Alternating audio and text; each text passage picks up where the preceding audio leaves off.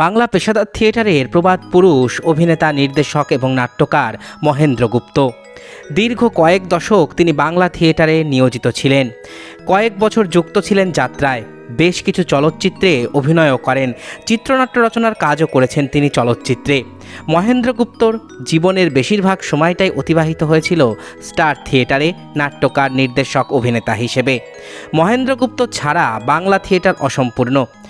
অপেশাদার দলগুলিতে মহেন্দ্র গুপ্তের নাটকের চাহিদা ছিল তুঙ্গে। অভিনয়ের প্রতি টান ছিল তার রক্তে। 1911 সালে তৎকালীন অবিভক্ত বাংলার ফরিদপুর জেলায় জন্মগ্রহণ করেন বঙ্গ রঙ্গমঞ্চের সম্রাট মহেন্দ্র গুপ্ত।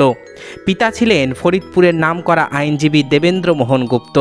পিতার কাছ থেকেই অভিনয়ের অনুপ্রেরণা পান মহেন্দ্রবাবু। ক্লাস 9-এ পড়ার সময়ই প্রথমে নাটকে অভিনয় তার। সেই নাটকটি ছিল মহাকবি গিরিশচন্দ্র ঘোষের বুদ্ধদেব চরিত। এই নাটকে স্বয়ং বুদ্ধদেবের চরিত্রে অভিনয় করেন। বাংলায় স্নাতকোত্তর ডিগ্রি নিয়ে কলকাতা বিশ্ববিদ্যালয় থেকে পড়াশোনা সমাপ্ত করেছিলেন মহেন্দ্রবাবু।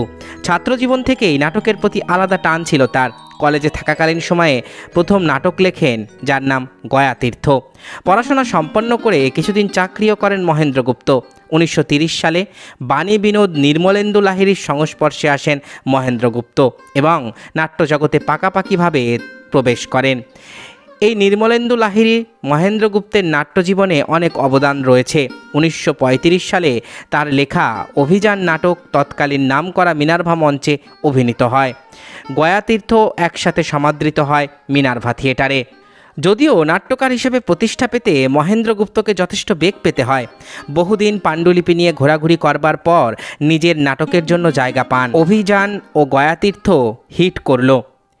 এরপর স্টার থিয়েটারের সঙ্গে সংযোগ তৈরি হলো তার। স্টার থিয়েটারে চক্রধারী এবং রঞ্জিত সিংহ নাটক দুটি জনপ্রিয়তা পায়। এই সময়ে কালীপ্রসাদ ঘোষ স্টার থিয়েটার ত্যাগ করলে মহেন্দ্র গুপ্ত স্টার থিয়েটারের সর্বেসর্বা হন। নাট্যকার ও পরিচালক, অভিনেতা রূপে তার কর্মদক্ষতায় অল্প দিনেই স্টার থিয়েটার জনপ্রিয়তার শিখরে পৌঁছায়। সামাজিক নাটকের থেকে ঐতিহাসিক ও পৌরাণিক নাটক বেশি রচনা করেছেন মহেন্দ্র গুপ্ত। মহেন্দ্র গুপ্তরা ছিলেন 2 ভাই 4 বোন। পণ্ডিত বংশের সন্তান তিনি। পিতা দেবেন্দ্রমোহন ফরিদপুর ড্রামাটিক ক্লাবে নাটক করতেন। পিতার কাছেই অভিনয় শিক্ষার হাতেখড়ি হয় মহেন্দ্রবাবুর। ফরিদপুর কলেজে পড়াশোনা সম্পন্ন করে কলকাতা বিশ্ববিদ্যালয় থেকে তিনি বাংলায় স্নাতকোত্তর ডিগ্রি সম্পন্ন করেন। ফরিদপুরে থাকাকালীন সময়ে আলমগীর, সীতা, নারায়ণ প্রভৃতি নাটকে অভিনয় করে জনপ্রিয় হয়েছিলেন মহেন্দ্র গুপ্ত। MA পাশ করে চাকরিতে ঢোকেন, চলে যান দিল্লিতে। কিন্তু গয়াতীর্থ নাটকের জনপ্রিয়তা তাকে চাকরি ছাড়তে বাধ্য করেছিল। কলকাতায় স্বর্গ হতে বড় নাটকে প্রথম অভিনেতা হিসেবে আত্মপ্রকাশ করেছিলেন মহেন্দ্র গুপ্ত। মহেন্দ্র গুপ্ত প্রায় 100টির বেশি নাটকে অভিনয় করেন। অজস্র নাটক রচনা করেছেন। তার একাধিক জনপ্রিয় নাটকগুলির মধ্যে আছে চক্রধারী, সোনার বাংলা, অভিযান, দেবী দুর্গা, উত্তরা, সতী তুলসী, পাঞ্জাব কেশরী রঞ্জিত সিং, গঙ্গাবতরণ, উষাহরণ, কমলে কামিনী, রানী ভবানী, অলকানন্দা, মহালক্ষ্মী, রানী দুর্গাপতি, মহারাজা নন্দকুমার, টিপু সুলতান, শতবর্ষের আগে, হায়দার আলী, কালিন্দী, নৌকাডুবি, বিজয়গড়, উর্বশী, শকুন্তলা, বালাজিরাও, সূর্যমহল, রাজনর্তকী, কাবুলিওয়ালা, সাপমুক্তি ইত্যাদি। 1938 থেকে 1950 পর্যন্ত একটানা স্টার থিয়েটারে দায়িত্বে ছিলেন মহেন্দ্র গুপ্ত। 1953 সালে দর্শক সমাগম হচ্ছে না, এই অজুহাতে সলিল মিত্র মহেন্দ্র গুপ্তকে স্টার থেকে সরিয়ে দেন। সেখানে আসেন দেবনারায়ণ গুপ্ত। এরপর পরবর্তী 2 দশকে তিনি টুরিং থিয়েটার গঠন করে বিভিন্ন জায়গায় নাটক পরিবেশন করিয়েছেন। সেটি কখনো সপ্তপর্ণা টুরিং থিয়েটার কিংবা কখনো নিজের নামে দল করে। এবার বলা যাক যাত্রায় মহেন্দ্র গুপ্তের কথা। বাংলার প্রাচীনতম অভিনয় মাধ্যম যাত্রার সঙ্গে কয়েক বছর যুক্ত ছিলেন মহেন্দ্র গুপ্ত। তিনি প্রথম যাত্রায় অভিনয় করেন নট্য কোম্পানিতে 1966 সাল নাগাদ। অভিনেতা এবং নির্দেশক হিসেবে নট্য কোম্পানিতে তিনি কাজ করেছেন। এছাড়া অভিনয় করেছেন নিউ রয়্যাল বীণাপাণি অপেরা এবং শ্রীমা নাট্য কোম্পানি দলে। মহেন্দ্র গুপ্ত রচিত কয়েকটি নাটক যাত্রাতে অভিনীত হয়েছে। তার মধ্যে টিপু সুলতান, কঙ্কাবতীর ঘাট, বন্দিনী, মহারাজা রঞ্জিত সিং অন্যতম।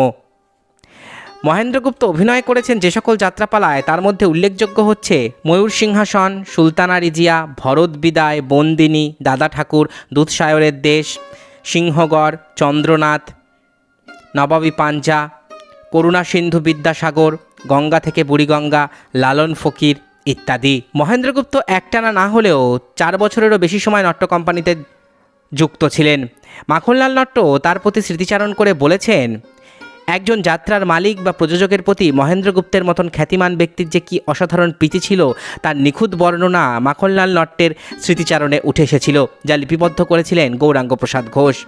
মাখনলাল নট্ট সানন্দে স্বীকার করেছিলেন, মহেন্দ্রগুপ্তের আবির্ভাবে বাংলার যাত্রার উপস্থাপনা এবং অভিনয় ধারার পরিবর্তন ঘটেছিল। তার অভিনয় আজও বহু লোকের মনে দাগ কেটে আছে। মহিষী কৈকেয়ীতে রাজা দশরথ, সুলতানা রিজিয়াতে রিজিয়ার দাদা বাহারাম, বন্দিনী পালায় খিজির খা, অথবা করুণা সিন্ধু বিদ্যাসাগরে মাইকেল, সিংহগড়ে ঔরঙ্গজেব, দাদা ঠাকুর পালায় দাদা ঠাকুর, চন্দ্রনাথে কৈলাস খুড়ো। মহেন্দ্রগুপ্তর অবিস্মরণীয় অভিনয়ে যাত্রার প্রবীণ দর্শকদের মনে এখনও জলজল করছে মহেন্দ্রগুপ্তের যাত্রার অভিনয়। করুণা সিন্ধু বিদ্যাসাগরে বোজেনদের লেখা প্রথমে কিন্তু মাইকেল মধুসূদনের চরিত্র ছিল না। তার নিজের মাইকেল নাটক থেকে সেই চরিত্র পালাকারের অনুমতিতে করুণা সিন্ধু বিদ্যাসাগর পালায় যুক্ত করেছিলেন মহেন্দ্রগুপ্ত এবং মাইকেলের চরিত্রে অসাধারণ অভিনয় করেছিলেন তিনি। জাত অভিনেতাদের ভিতরে অভিনয় বাদে এমন কিছু গুণ, মানবিক ধর্ম, আচরণ, সৌন্দর্যতা থাকে যা নিজে থেকে প্রকাশ পায়, প্রকাশ করতে হয় না। মহেন্দ্রগুপ্ত ছিলেন সেই জাতের অভিনেতা। দলের অতি সাধারণ একটি কর্মীকেও তিনি সবসময় আপনি বলে কথা বলতেন, যা যাত্রা জগতে বিরল। এ কথা মাখনলাল নট্টের। ব্যক্তি হিসাবে মহেন্দ্রবাবু যত পৌরত্বের দিকে এগিয়েছেন ততই তিনি মনের দিক থেকে হয়েছেন তরুণ। যত বেশি খ্যাতিমান হয়েছেন ততই তিনি নিজেকে রেখেছিলেন সহজ এবং সাবলীল। মানুষ প্রতিষ্ঠা পেলে এক ধরনের অহংকার মনে বাসা বাঁধে। মহেন্দ্রবাবু ছিলেন ঠিক তার বিপরীত।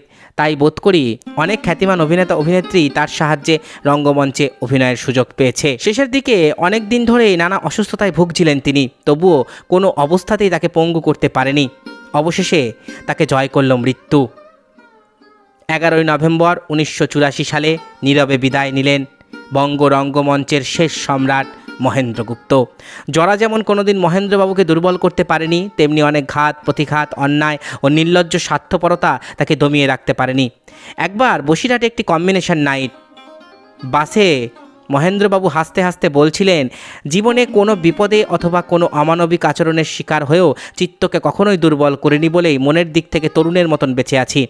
আমি যখন 1 বাক্স নাটকের নাট্যকার, তখন এমনও দিন গেছে যখন বৃহস্পতিবারে বাড়িতে লক্ষ্মী পুজোর জন্য আমার স্ত্রীর হাতে 2 আনা বাতাসা কিনে দিতে পারেনি।